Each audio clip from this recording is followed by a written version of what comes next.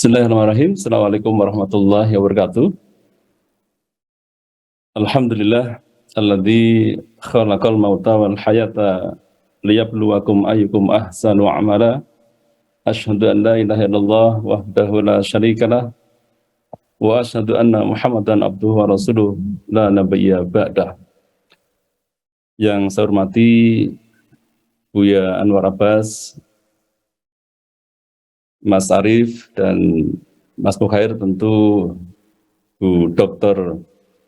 Erni yang insya Allah minggu depan promosi ya. Belum sah. Saya tentu ingin memberikan pandangan yang agak berbeda, ruang yang berbeda, karena dari sisi makro saya rasa Bang Mukhair sudah sangat bagus memberikan ruang, dan satu simpulan yang menarik menurut saya adalah ekonomi Indonesia tidak dalam keadaan baik-baik saja, tetapi tentu ini juga penting untuk dilihat agar kita bisa cover both side, dan Mas Arief memang mempunyai pandangan yang positif tentu dari sudut pandang yang juga berbeda. Nah, tentu kami tidak akan coba untuk melihat sudut pandang yang ekstrem kiri dan kanan, tetapi sisi impact, social impact yang saya ingin melihat, tentu karena memang banyak fenomena, tentu karena memang di dalam krisis ini ada jutaan orang yang terdampak, dan ini menjadi penting. Tapi satu hal yang saya ingin menyampaikan pesan terkait dengan krisis ini kan memang berjalan tidak pada hari ini saja, tetapi sudah cukup lama saya rasa ya. Ini hanya sebagai pengingat saja, pengingat saya dan tentu mungkin juga teman-teman sekalian, bahwa krisis memiliki siklus sendiri dan tentu kita harus siap menghadapi itu. Sama dengan iman, gitu ya, naik turun, krisis pun juga akan selalu terjadi. Ini bukti bahwa kita memang tidak sempurna. Tugas kita sebagaimana Buya tadi katakan, kita harus bersabar, kita harus ikhlas, kita harus siap menghadapi apapun yang terjadi. Strategi mitigasi harus kita lakukan. Nah, tentu kalau kita lihat di 1907 dengan kepanikan bank, jadi memang ras itu sudah terjadi sejak lama, gitu ya. Kalau kita lihat panikan di 97 itu adalah terjadi karena terjun bebasnya pasar Dow lebih dari 50% dibandingkan tahun sebelumnya. Pemicunya adalah over ekspansi dan spekulasi pasar yang sangat buruk pada saat itu. Nah, kemudian yang kedua, singkat saja saya ingin memberikan angle yang berbeda. Ini ada hiperinflasi di Jerman di 1918 dan 1924. Ini juga sama, nilai tukar US dollar terhadap mark Jerman ini 1:4. Namun pada 1923 angka tersebut meledak hingga menjadi 1 US dollar setara dengan 1 triliun. Ini juga mengagetkan ini juga mengagetkan dunia karena buntutnya adalah terjadi perang dunia, sehingga sang pemenang memberikan beban yang begitu besar, biaya rekonstruksi akibat perang pada perang Jerman itu. Nah, kemudian disusun dengan The Great Depression ini tahun 1929. Ini depresi terpanjang secara saya, dan ini merupakan dalam sejarah ekonomi global. Ini terjadi 1929 hingga pecahnya Perang Dunia Kedua, dan ini juga menjadi poin yang saya rasa mengingatkan kita bahwa krisis akan terjadi di setiap waktu, dan tugas kita adalah menyiapkan, mengantisipasi dan memitigasi. Nah, ini di 1973, saya rasa ini dampaknya juga ke Indonesia. Dibayang-bayangi perang Yom Kippur antara Suriah dan Mesir melawan Israel dengan cara mengembargo. Jadi ini juga cara menarik gitu, dan dampaknya memang sampai dengan saat ini. Dan tentu krisis yang lain seperti di Black Monday ya, ini tahun 1987. Ini juga tidak ada yang tahu pasti penyebab kenapa kemudian Black Monday ini bisa terjadi di 19 Oktober 1987, di mana tiba-tiba miliaran US dollar ini hilang dari pasar saham dunia, dan yang paling besar adalah Hong Kong kehilangan 45,8% dari total nilai sahamnya, Inggris kehilangan sekitar 26,4%, Australia 41,8%, dan kemudian Selandia Baru ini drop hingga 60%. Nah, krisis moneter di Asia saya rasa 97 kita juga sempat mengawali, dan ini kemudian memicu krisis sosial yang cukup mengerikan karena terjadi amuk massa di semua tempat, di berbagai tempat, dan ini juga punya pengaruh besar terhadap anjloknya pasar saham di hampir di seluruh Asia Tenggara. Krisis rubel 98, ini korupsi, ya, kebijakan reformasi ekonomi yang tidak efektif, devaluasi nilai rubel, dan ketidakstabilan politik membawa Rusia ke dalam krisis moneter. Ini juga saya rasa sejarah krisis di Indonesia, dan berikutnya juga dekade yang hilang dari Jepang, ini 1990 sampai 2000-an, hampir 10 tahun. Ya, runtuhnya gelembung atau aset bubble di Jepang di 1991 menyebabkan pertumbuhan ekonomi rendah dan berkepanjangan hingga 2000. Penyebabnya tentu ini kaitannya dengan spekulasi, tingginya angka kredit dan rendahnya tingkat suku bunga. Kemudian resesi hebat di 2008, dan ini bisa berlanjut ya sampai dengan saat ini. Dan yang terakhir tentu krisis utang Eropa. Jadi ini juga diakibatkan oleh krisis moneter yang berlangsung hingga saat ini, dan ini dipicu ditambah dengan COVID-19, sehingga dunia sampai saat ini mengalami krisis, dan bahkan tadi ada stagflasi di 2023. Tetapi memang ini adalah soal hal-hal yang perlu diingat. Tapi ada satu hal yang menarik menurut saya dari sudut pandang fenomena sosial, gitu ya. Saya mencoba untuk mengambil salah satu survei yang dilakukan oleh Semeru, saya rasa ya.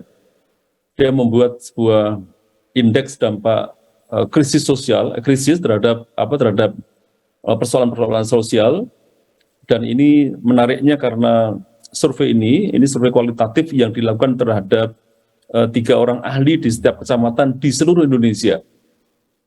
Nah, kalau kita lihat dari survei ini ada 3 temuan yang saya rasa sangat penting untuk kita catat. Dan yang pertama adalah dampak krisis di daerah perkotaan ini lebih parah dibandingkan dengan daerah pedesaan, ya. Kemudian yang kedua adalah dampak krisis ini sangat heterogen, di mana terdapat beberapa daerah yang mengalami kesulitan parah, sementara daerah lain relatif baik keadaannya, tetapi di Pulau Jawa ini merupakan yang terparah. Dan yang ketiga, ini juga menurut saya juga menarik, terdapat kaitan yang kecil antara tingkat kemiskinan awal dengan derajat besarnya dampak, di mana terdapat beberapa daerah yang relatif miskin ternyata tidak begitu terkena krisis, sementara beberapa daerah lainnya yang lebih makmur ternyata mengalami dampak krisis yang sangat besar. Nah, kalau kemudian saya menggunakan poin ini menjadi penting bagi saya. Belajar dari krisis itu penting karena krisis menimbulkan dampak yang sangat mengerikan bagi kemanusiaan. Selain itu, krisis juga menjadi pengingat betapa pentingnya langkah mitigasi untuk membangun optimisme baru. Saya mencoba melihat dari sudut pandang beberapa persoalan dengan mind mapping seperti ini, ya, kita bisa memahami, gitu ya, bisa memahami bahwa krisis itu ya krisis itu sebagai persoalan sosial, gitu ya, yang tentu memiliki pengaruh yang tidak hanya pada individual, tetapi memiliki dampak yang sangat besar bagi masyarakat yang lain. Ada sesuatu yang salah, gitu ya. Ada sesuatu yang memang perlu untuk dikoreksi karena dampaknya yang sangat besar buat kemanusiaan. Nah, karena itu kemudian cara pandang kita terhadap krisis adalah harus evaluatif, gitu ya, harus melakukan review, dan saya rasa Muhammadiyah selalu mengingatkan kepada kita tentang betapa pentingnya punya cara pandang seperti ini. Nah, yang ketiga, yang keempat, saya rasa ini juga sebagai masalah sosial tentu mengandung optimisme untuk dapat dirubah. Ya, karena memang krisis sebagai persoalan sosial, tentu kita yakin bahwa itu bisa dilakukan perubahan. Nah, kondisinya memang harus dirubah, keadaannya memang harus dirubah. Nah, dari sudut pandang tokoh juga menarik menurut saya, karena dari sudut pandang tokoh ini, situasi yang terjadi saat ini, gitu ya, ini Arnold M. Ross misalkan mengatakan bahwa cara pandang kita tentang kondisi saat ini punya pengaruh besar terhadap cara pandang publik. Kalau cara pandang kita terhadap krisis ini mengerikan, maka publik juga sulit untuk melakukan recovery. Tapi seorang tokoh yang punya cara pandang positif terhadap satu krisis, membangun optimisme baru, tentu akan mempercepat resiliensi terhadap kasus ini. Jadi recovery publik akan semakin cepat. Karena itu tentu saja cara pandang tokoh itu menjadi penting. Nah, saya rasa memang tugas Muhammadiyah menjadi penting untuk membangun optimisme baru di tengah krisis ini. Nah, saya rasa memang beberapa hal yang lain kita juga sepakat lah bahwa tidak hanya faktor ekonomi yang menjadi penyebab krisis, tetapi ekonomi memberikan dampak ikutan terhadap faktor yang lain, termasuk faktor psikologis, termasuk faktor sosial, kebudayaan, dan bahkan faktor biologis. Nah, karena itu kemudian mempersempit ruang krisis dengan beberapa catatan-catatan dari dua teman terdahulu, menurut saya menjadi sangat penting. Nah, karena itu relasi sosial, gitu ya. Tadi misalnya Bang Mukhair menyebut kalau kita bicara tentang teori konflik, setidaknya ada 3 poin penting yang kita bisa lihat, gitu ya, bahwa ada trade off antara atau ketidaksetaraan antar kelas, gitu ya. Itu juga menjadi pemicu, ya. Kemudian masalah sosial yang timbul karena kelompok-kelompok masyarakat yang punya kepentingan dan cara pandang nilai yang berbeda, itu juga menimbulkan persoalan. Nah, untuk itu menurut saya sedikit biar nanti bisa mendengarkan pertanyaan-pertanyaan dari teman-teman sekalian. Terakhir saya rasa ada satu hal yang saya ingin dan mungkin bisa menjadi diskusi kita nanti, bahwa faktor krisis ini juga dipicu karena labeling satu komunitas tertentu yang dianggap tidak memiliki keterkaitan dengan recovery, karena memang mereka selalu berharap dari charity pemerintah, mereka memang tergantung dengan pemerintah. Nah, kalau kita lihat dari sudut pandang teori aksionisme, tentu kan ini termasuk kategori yang memang sangat penting untuk menjadi catatan kita, karena memang tidak semua masyarakat harus dibuat seperti itu, karena mereka juga bagian dari kita. Nah, cara pandang konstruktif terhadap satu masyarakat, tentu ini menjadi sangat penting. Saya ingin membuat satu simpulan sederhana saja di akhir dari cara pandang saya terhadap krisis ini, bahwa krisis menjadi masalah sosial yang punya pengaruh terhadap kesejahteraan banyak orang.